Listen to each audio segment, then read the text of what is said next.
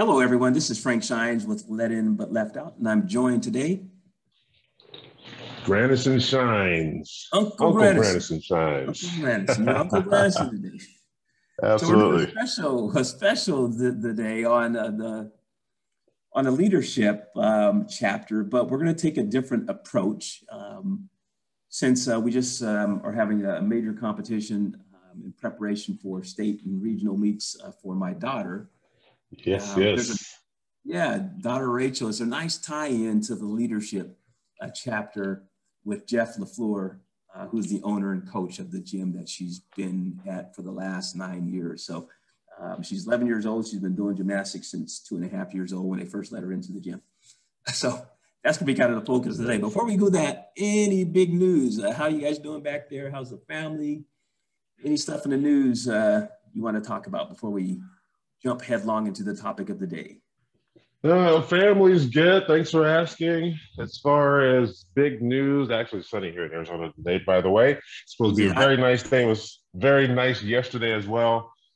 From a news standpoint, what's the big deal here? We have Biden, of course. It was the Senate passed the multi-trillion-dollar bill, $1.9 trillion stimulus bill. Yep. So, passed the Senate. Now it's got to go back to the House. Will it go through the House? Yep. I think it will. Yeah.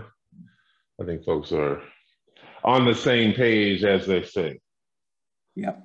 So looking forward to seeing how everything's going to roll out on that. Evidently, people were saying there was a lot of pork in there initially, and I guess they've worked out the issues amongst the pork. Yeah, I know that $15 thing that came down, $15 yes.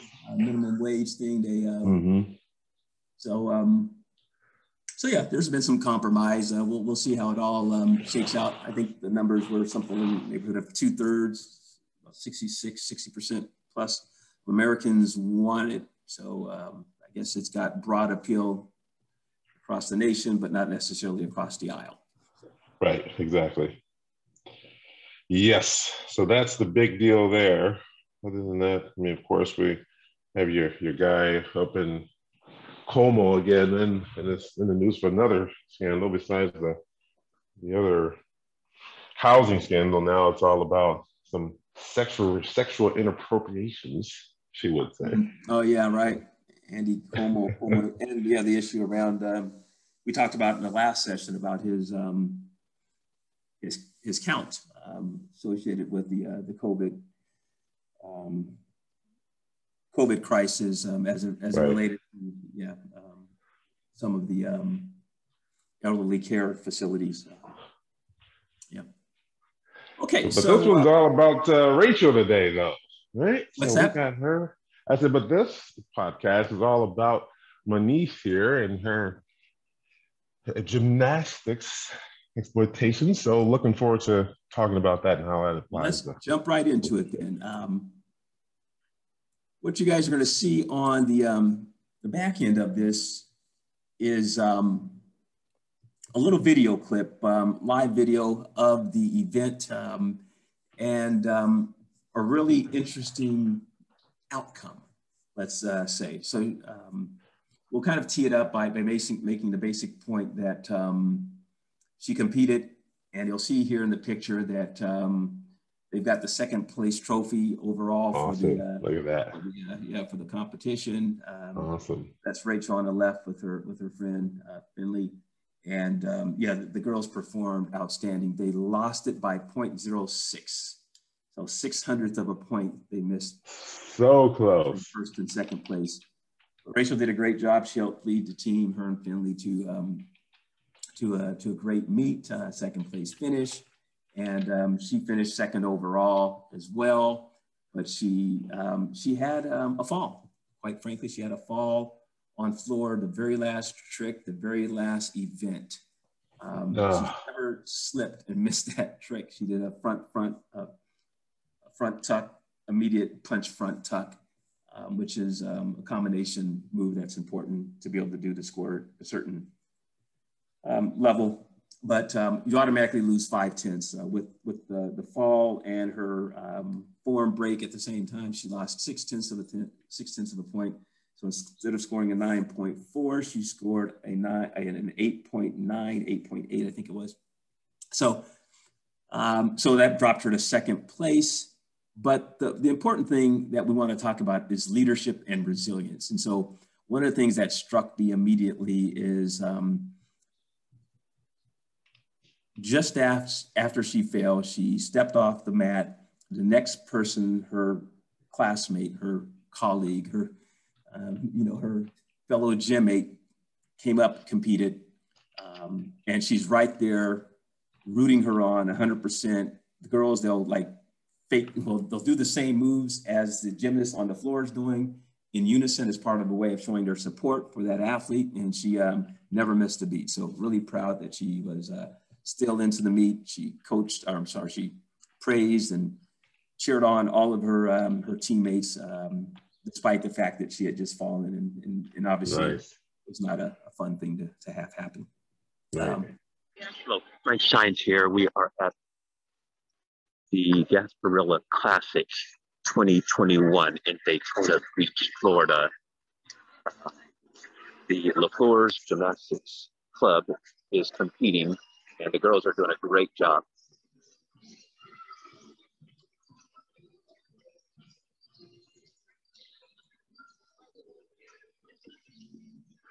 So one of the things you'll notice is the number of people that are here and how things are spread out. All the coaches, all the participants are wearing their masks, but we're having a really amazing competition. Rachel Shines is in a position right now where she can catapult from top 100 in the nation into the top 30 position. She is currently at a 28.75 score. If she can score at least a 9.2, she will vault into the top 30 to top 35 positions in the nation for girls gymnastics at the level 7.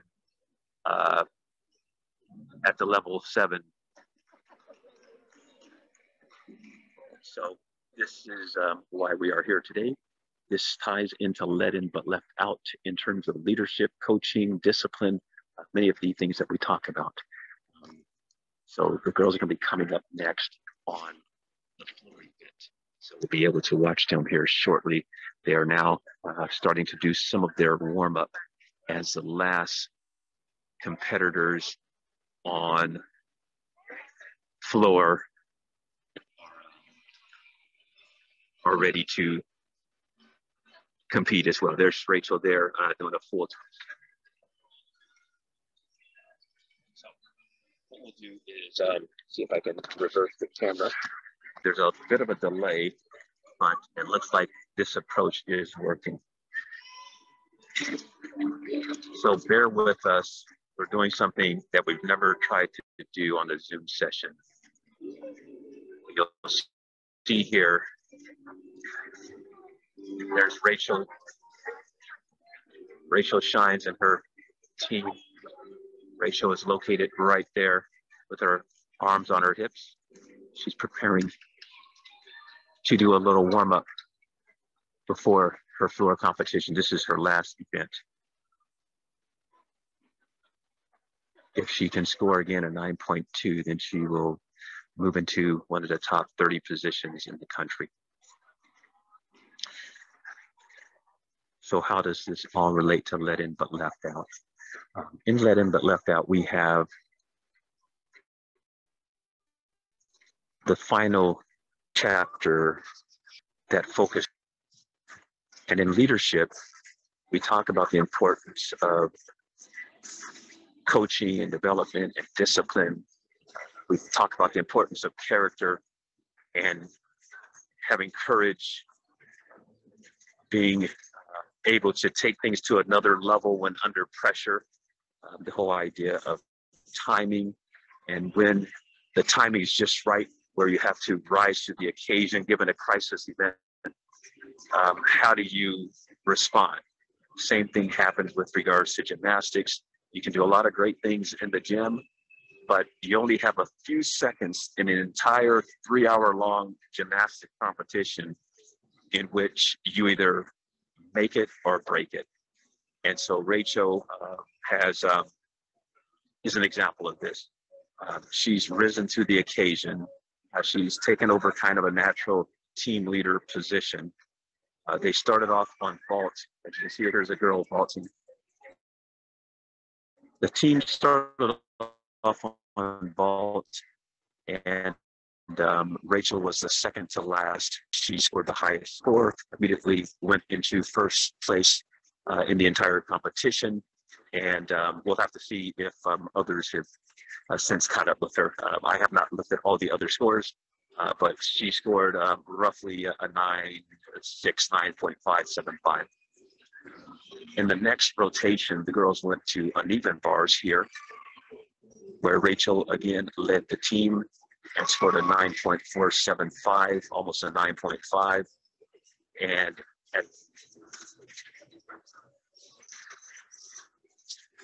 at that point, she was in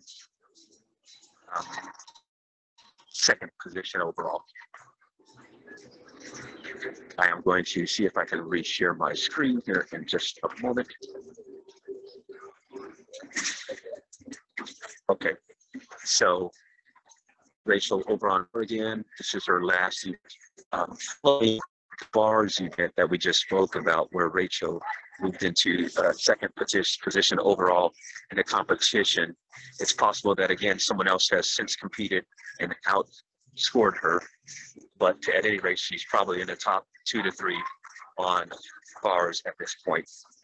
The team then went to beam, which is usually not Rachel's best event, and Rachel hit one of her all-time best beam routines and scored a 9.7, putting her clearly in first place on beam. She is now in the final competition for the girls on floor exercise. And again, if she can score a 9.2 or higher, she will go to a 38 overall all-around score, which will put her in first place in the country. Will put her in the top 30 in the country. So,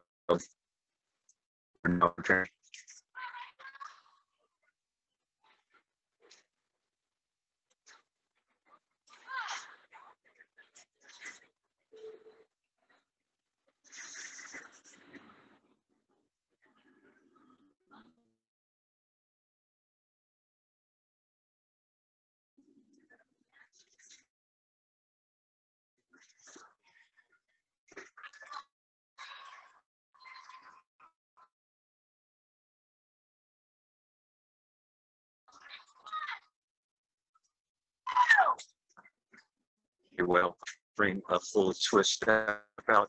She's now going through what's known as her dance elements, where she has to show certain types of movements to include a split jump. Now that was just short of 180 degrees, so they'll give her a slight deduction. So far, a minor deduction on her landing, but otherwise went well. This is her final run. If she can just stick this, oh my goodness, she's never missed that move. Oh my God. Okay, well, so she may still be in the top 35 or top 40 in the country with that, but she's never missed that front, and she slipped.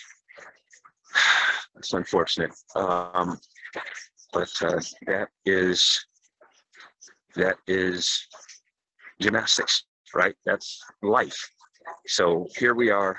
You got to see it live, see what the final score is, but more than likely she will score under a 9.0 because she failed. That is a big deduction. 3/10 to 5/10 is fairly common, and so unfortunately, that's the case. What we'll do, she scored an 8.775, so it's basically an 8.8. So that means overall she'll score, instead of a 38, she'll score 37.5, which again put her in the top 50, potentially the top 40 in the nation, but she could have immediately jumped into the top 30, possibly the top 25. So we'll have to see how things go for the rest of the team, but this is a lesson in what it means to to address leadership and coaching. We'll support her. You'll see that she's already dancing for her teammate. So this is an example of, even though she did not hit her routine and could have put her in a very, very strong place nationally, she's right there supporting her teammates. You can see how they do that by mimicking the routine of the person who's competing at the time as part of the way that they support. So really, it's really been a great competition. The girls will still be able to finish strong. That's a really great routine that we just saw finish here. And I think that score will probably be one of the top in the competition. That's a young lady by the name of Finley. Okay, so what we'll do is, as a follow-up, we may attach our common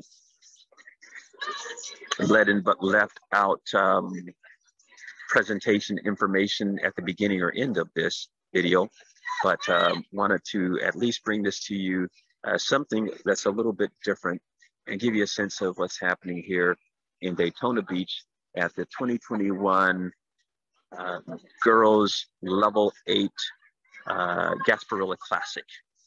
I'm not sure if you can hear us, Granison, but if so, go ahead and make any comments. If not, then what we'll do is we'll catch up with Granison and we'll bring in another element to this recording. Looks like a couple of peak girls are slipping, so it looks like maybe the carpet has gotten a little slick in a couple areas. So perhaps that's the reason why Rachel slipped on that front. But at any rate, we will see how things finish up here. But overall, it's been a fun time, and we'll catch up with all of you about the Let In But Left Out weekly podcast recording. This is Frank Shines, Let In But Left Out here in Daytona Beach. Thank you. So yeah, good lesson learned. She scored. She was first place on balance beam. She was first place on the vaults, and she took second place on the bars. So she did. She had a really great meet. So no troubles. Okay, so what does this have to do with our book?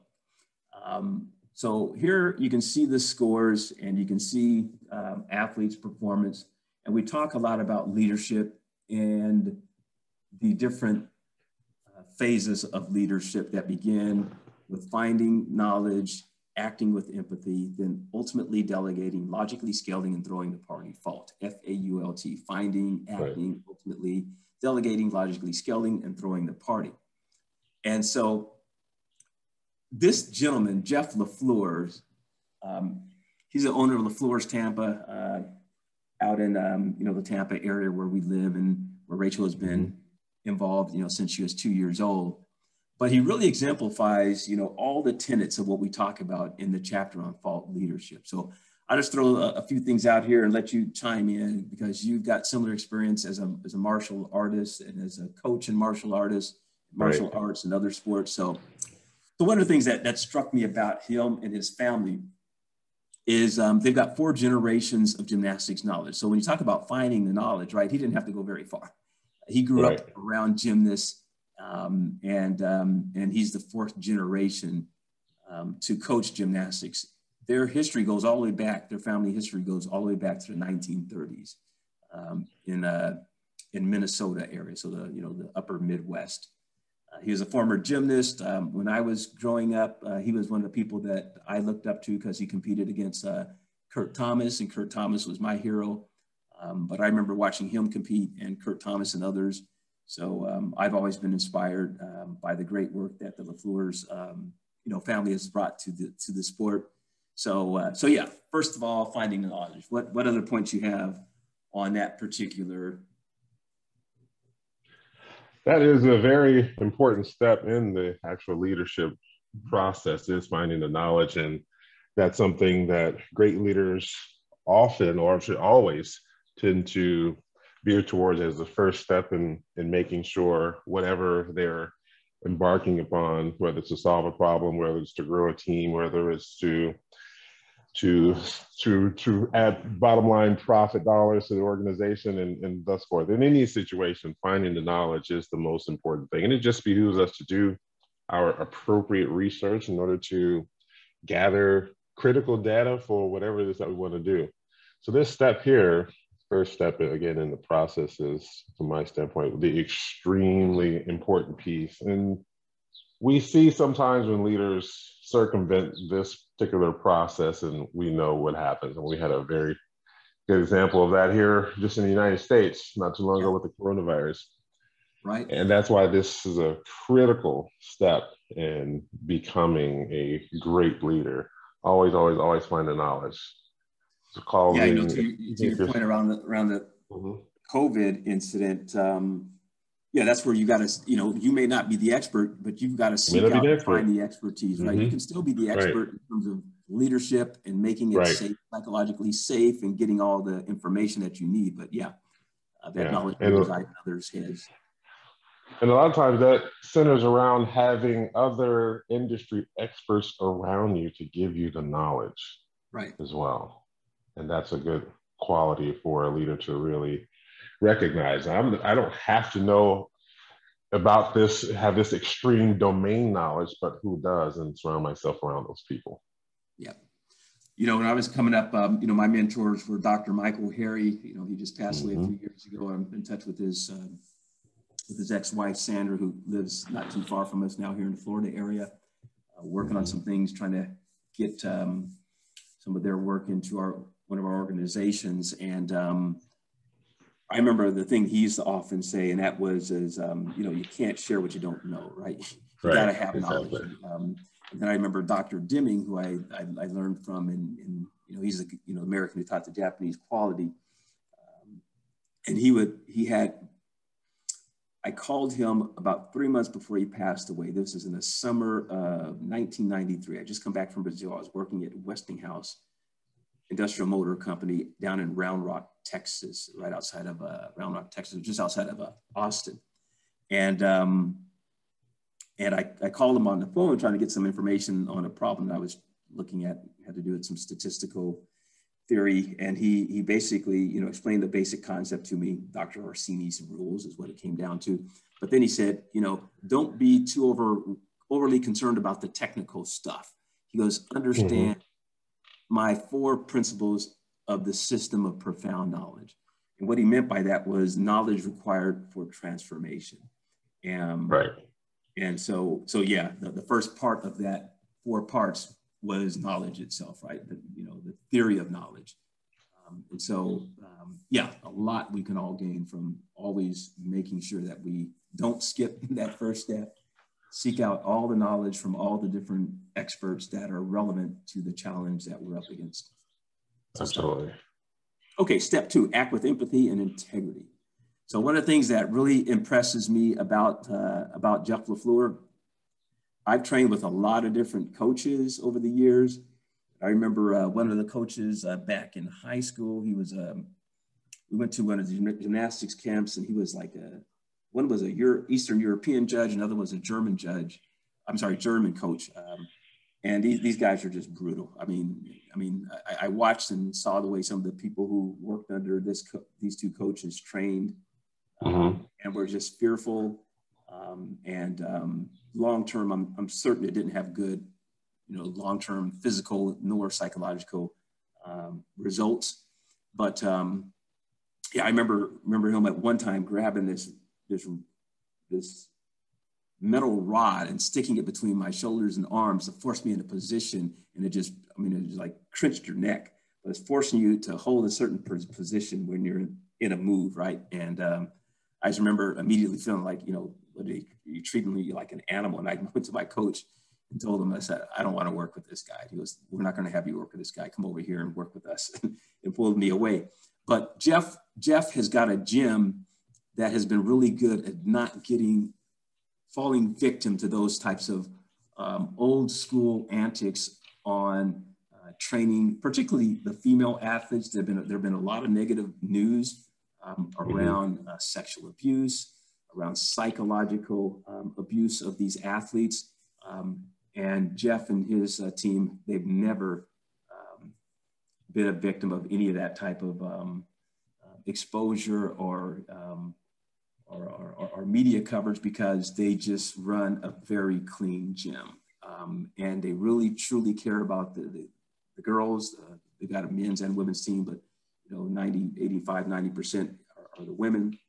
And 85% of the women go on to get full ride scholarships in college. They don't train to try to get folks to be age 14 or 12 and competing into the Olympics and pushing them faster than their body is ready. They really train for women who can be well-adjusted, confident, future leaders, in their community. So really impressed with the approach he's taken with them. So yeah, your thoughts around the empathy, the integrity, step of the fault leadership.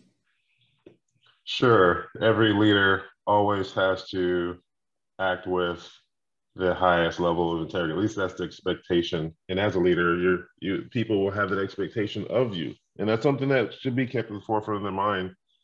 It's from a interpersonal perspective. At the same time, when dealing with others, every leader also has to take the other person's perspective as well. Having that emotional intelligence, how does this person feel about X, Y, Z, and being able to perceive and or put himself, herself in someone else's shoes.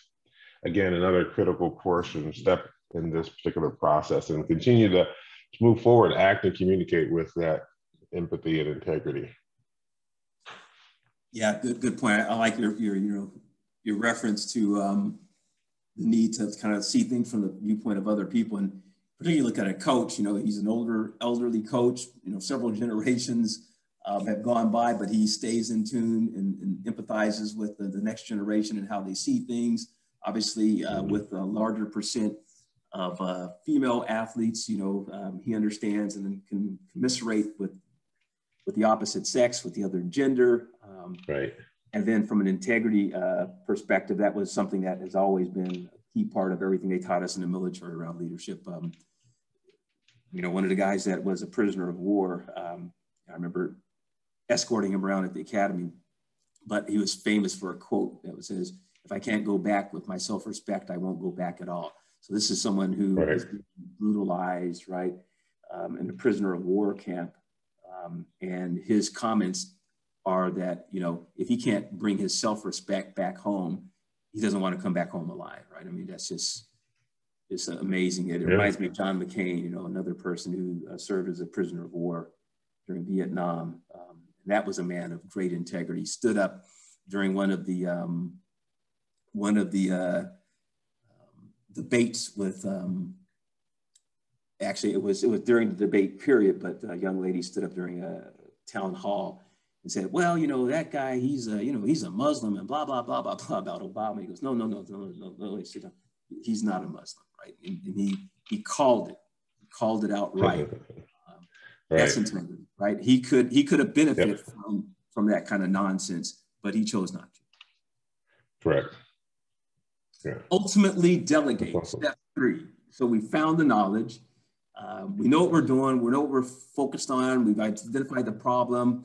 We're bringing in all the key people. We're acting with empathy and integrity. So therefore, we've got people who are willing to follow us. They understand that we're making it safe. But then ultimately delegate. So why ultimately delegate is step 3? Leaders understand they cannot do everything themselves, and that's a critical piece. And there are many, many times, even when we're in our coaching practice, we're coaching leaders, and sometimes they want to just put on the work gloves and do the work themselves in place of what could have, should have been done from a subordinate. And we always share, no, that's not the opportunity to do that. Leaders have other high-level things to consider, to think about, and utilize the delegation, or being able to utilize the skill, as we'll say, of delegation and delegating in an appropriate manner. Share the success, not about the leader grabbing the opportunity to fulfill X, Y, or Z, whatever that task is. Okay, give it to the expert, give it to the person who is supposed to be doing the work. Make sure that person is properly trained so that they can do the work, but you don't have to do it yourself. So leaders always have an opportunity to delegate tasks in the relevant way so that the whole team is lifted versus just one person. Yeah, excellent point. I think, one of the things that that strikes me is I've got a number of friends, from high school and college that went and tried to start up their own gyms, and most of them failed. It's very difficult. In any type of environment, it's difficult. But in COVID, he's just done an amazing job too in terms of keeping the gym safe. But as I look at a big part of what he's done that other gyms did not do well is he's been humble enough, to listen to input from others, share with them what he has, and then help them develop and grow. And consequently, the gym's been able to grow even beyond gymnastics, right? They have weekend events and things for parties. They've got a swimming facility adjacent to the gym where they provide swimming classes. They've got tots through beginner level gymnastics for 2-year-old, 3-year-old kids and so forth. So they've done a lot well beyond just the focus on competitive gymnastics, and that can't be done unless you've put in place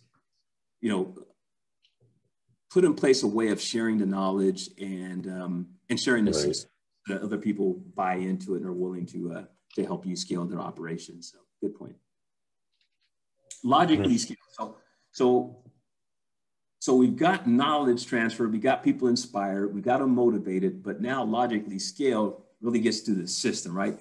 How do you put in the right mechanisms that operationalize what you want to do in a way for a gym that's safe, obviously, but also can turn out world-class athletes. And obviously he's been doing this now for 40 years. So he clearly has figured that part of the equation out at the gym with the girls. But from the perspective of business organizations around the world, or your martial arts experience, how does the logically scale step fit in for others? Sure. In terms of leadership, we have the people aspect of it.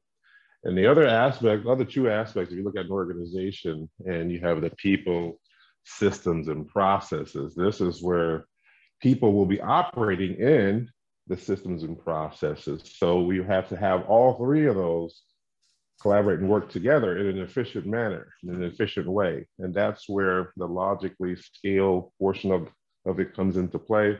Have to have a scalable system, have to have a duplicatable system where you can plug and play, even in different locations, and to make sure that you have the opportunity to effectively run the business or the gym or whatever it may be smoothly, and have people be able to, clients, customers, and whatever else, be able to come in and operate seamlessly within your organization without any hiccups. So that's where leaders instill this thought process and the systems and processes for scalability, no matter what the opportunity may be. Important factor of the growth piece as well. Yeah, I like that. We think about people like Jeff Bezos and Elon Musk. They are masters of creating systems that can scale. Recently just completed a book by a book on the topic about Amazon, one of the kind of the right-hand man that sit next to Jeff Bezos, and he talks about this. But a couple of tools, right, that they use. One is, rather than use PowerPoints, they have these meetings set up where the first 15, 20 minutes of the meeting, the only thing you can do is read a Word document, right? That kind of outlines, whatever the problem is, the issue at hand. We talk about the DMAIC approach, where we define, measure, analyze, improve, control. So it's similar to that. It's quite a bit different, but it's got some of the same elements in it. But essentially, we've got an A3 template that I've used, and we use in an organization that I'm working with right now. Same type of thing. You've got to clearly define what is the problem.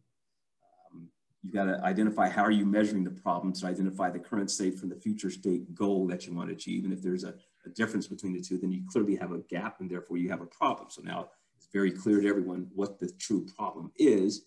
Then you go through, mechanisms for analyzing, getting to the root cause, the core of the problem. And then, laying out your proposed countermeasures or improvements to get to a fix that you can pilot, test out. You may have multiple improvements that might have to take place. It's usually not a single bullet that fixes most problems in organizations or develops new products or services. And then finally, how do you control it? And so rather than using PowerPoints, what they found is by forcing people to logically think through all the different stages of how they're defining that system to work, effectively, they can't get away with quick bullet points and pretty graphics and speak well, a silver tongue person, right? And then you walk away and really at the end of the day, there's no meat on the bones, right? There's really no true tools and mechanisms to make this idea that's in someone's head that just communicated this on a PowerPoint presentation actually work. So, so that's one of the mechanisms that they use, and it helps them to scale. They add to that like their leadership principles and things of that sort and their values. But those are examples of true life things that just been reading about recently, and that you'll see from the real masters of industry. Finally, throw the party.